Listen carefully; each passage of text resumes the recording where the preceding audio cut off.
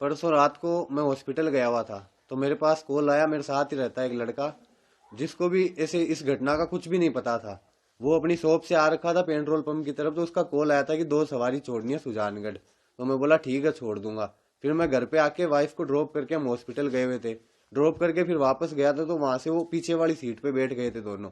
और जिसका कॉल आया था और एक लड़का और साथ में था जो मेरे साथ ही रहता है, वो एक लड़का पीछे बैठ गया और आगे की तरफ एक लड़का बैठ गया। उनको मैं बोला आप दोनों चल लो, नाइट का टाइम है, 2 लड़कों को छोड़ना है, आपने फोन किया तो साथ में सेफ्टी रहेगी, नाइट का टाइम है।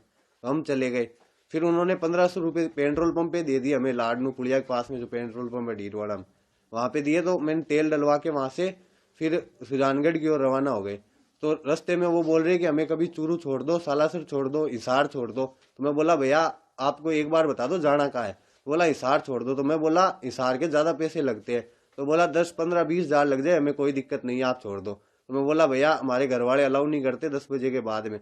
तो उनको फिर वो बोले ठीक है सुजानगढ़ की तरफ चलो, वहां से कोई साधन देखते हैं। मैं बोला भैया आप ट्रेन में चले जाओ। तो बोला हम ट्रेन में नहीं जाएंगे, हम आराम से जाएंगे बस में या टैक्सी में। तो फिर उनको एक बस दिख गई सुजानगढ़ बस स्टैंड पे, दिल्ली नोखा लिखा हुआ था उस पे। तो वहीं उन्होंने गाड़ी रुकवा ली और उसी बस की तरफ वहां कंडक्टर से बात करने लग गई कि हमें हिसार जाना है। तो उनको वो बोला कि हिसार तो नहीं जाएंगे, तो फिर वो धारवाड़ा की ऐसी कुछ बात करने लग गए।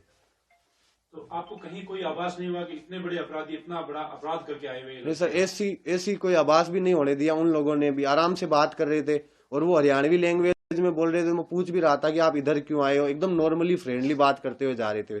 फिर थोड़ी देर बात किए, फिर वो चुपचाप बैठ गए। तो फिर हम भी नॉर्मल होके फिर गाड़ी चलाने लग गए। और जैसे ही मतलब लाडनू के पास आने लग गए, तो बार बार में बोल रहे थे कभी सालासर, कभी सुजानगढ़, कभी हिसार, कभी चूरू, ऐसे बोल रहे थे। तो फिर हमने वहीं सुजानगढ़ में ड्रॉप कर दिया था उनको। आपको कब पता चला कि वो इतने बड़े अपराधी थे? सर जब दूसरी मैं रात को आया था, लेट आ गया, 11:30 हो गए थे आते आते। तो दूसरे दिन जब मैं उठा था तो हमारे शॉप पे कोई नहीं गया था। तो मैं बोला गए क्यों नहीं। तो बोला आज मार्केट बंद है, किसी का हत्याकांड हुआ है वहां पे। तो मैंने न्यूज देखी थी, वीडियो देखे थे स्टेटस पे। तो स्टेटस को जैसे जूम किया ना, तो मुझे लगा कि ये तो रात वाले लड़के हैं जिनको ड्रॉप किया था। तो फिर मैंने अपने घर पे बताई थी सारी घटना की ऐसा हुआ था और इनको मैं ड्रॉप करके आया था। फिर घर वालों ने मुझे, कजन अंकल है उनके पास में भेजा था, तो वहाँ कोई नहीं था। फिर मैंने शाम के टाइम 6 7 बजे करीब अंकल को कॉल लगाया, मैं ऐसी बात है क्या करूं। तो उन्होंने बोला कि पुलिस की हेल्प करनी चाहिए तुझे, थाने में चला जा सीआई साहब के पास में।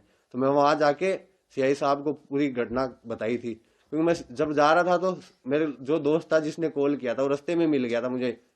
तो उसके पास में खड़ा था, तो वहां पुलिस की गाड़ी आई थी और हम दोनों को वहां से एसपी ऑफिस ले गई। आपको तो वापस भेज दिया, आपका एक दोस्त